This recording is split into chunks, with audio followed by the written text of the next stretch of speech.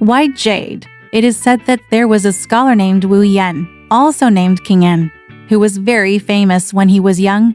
The local Taishi had read his article and praised it.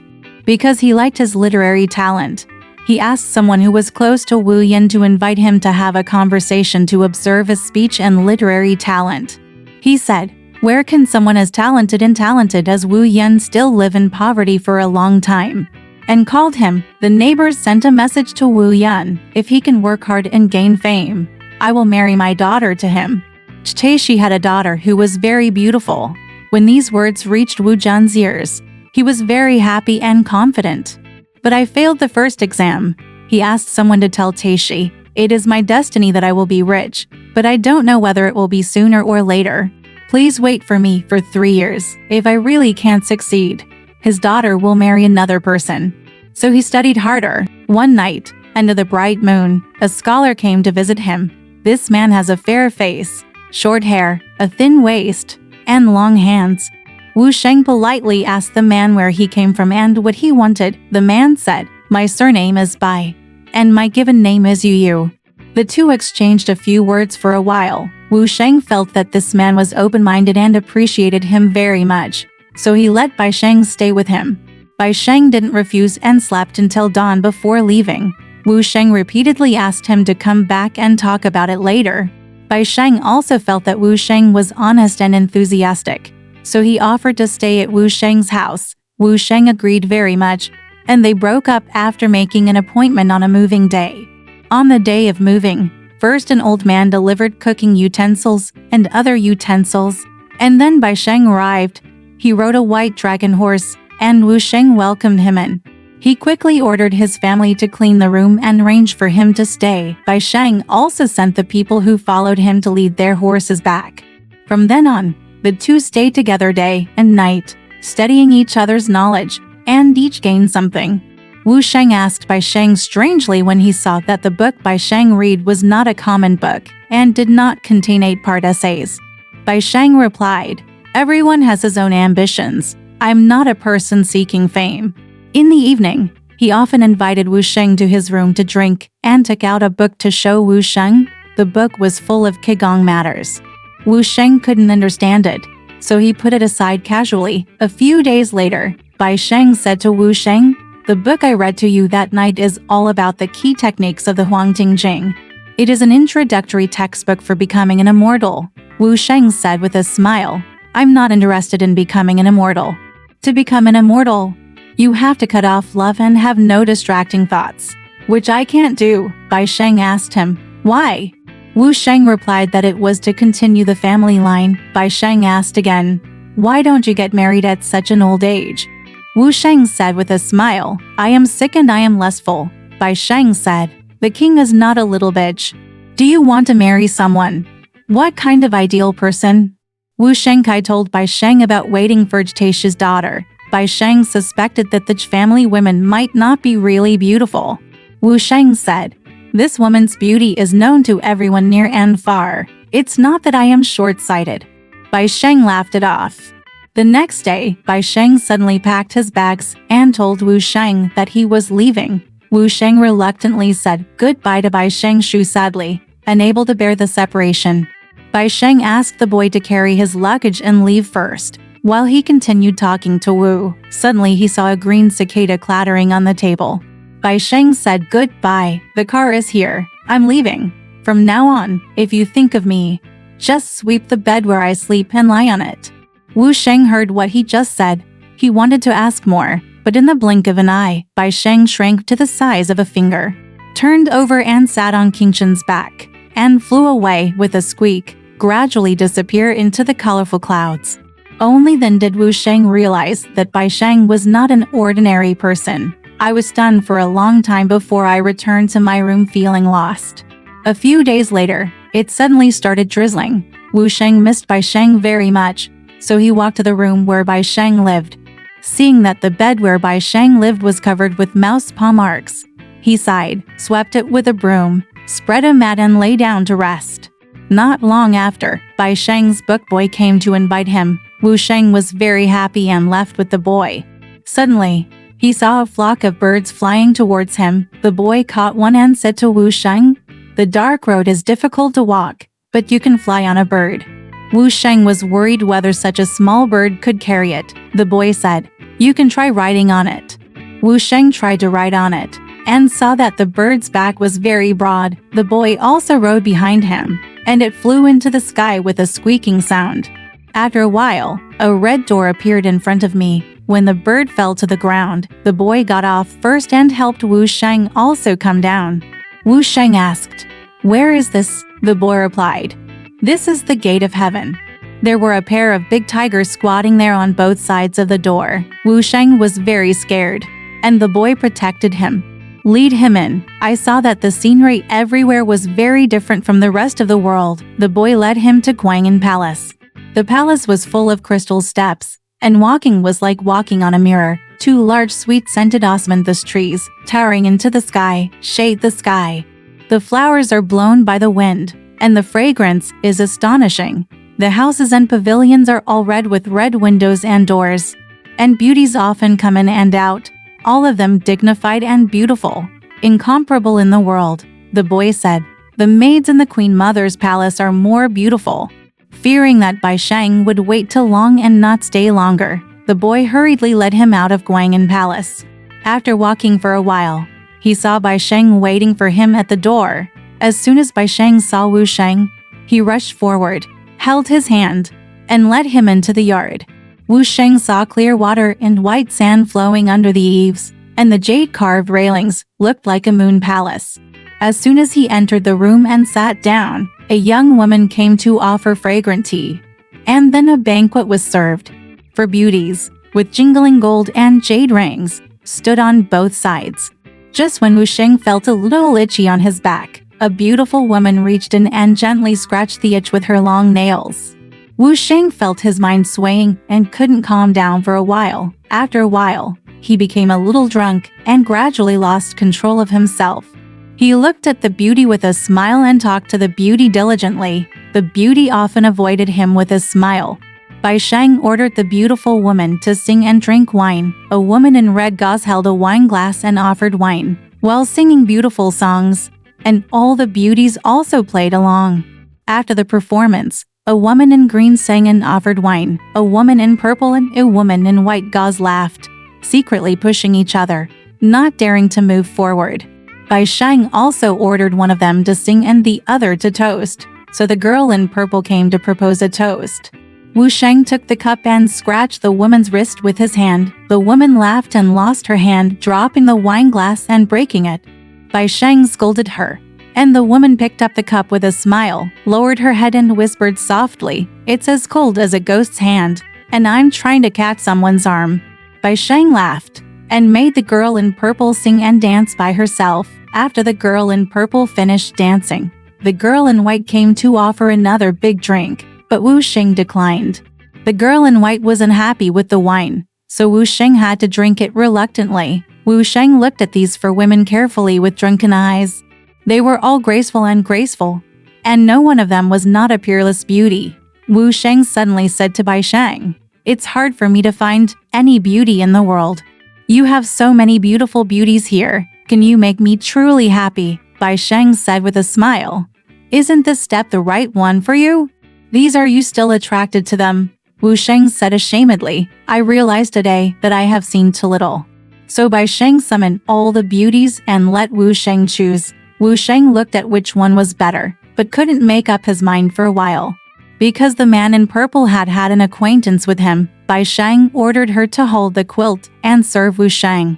Wu Sheng and the girl in purple slept in the same bed, enjoying themselves and being extremely loving. Afterwards, Wu Sheng asked the girl in purple for a token, and she took off her gold bracelet and gave it to him. Suddenly the boy came and said, "There are differences between immortals and mortals. Please go home immediately, Mr. Wu." The woman hurriedly got up and went out. Wu Sheng asked the boy where Bai Sheng had gone. The boy said, "I went to court early. He asked me to see you off."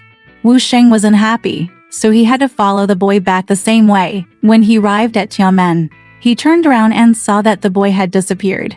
The two tigers beside the door opened their mouths and rushed towards him. Wu Sheng ran in a hurry, but in front of him was a bottomless valley. It was too late to stop, so he plunged into the valley.